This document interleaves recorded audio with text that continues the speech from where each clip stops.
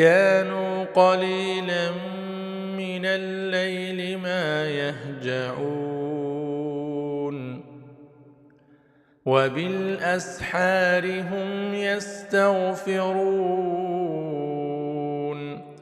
وفي أموالهم حق للسائل والمحروم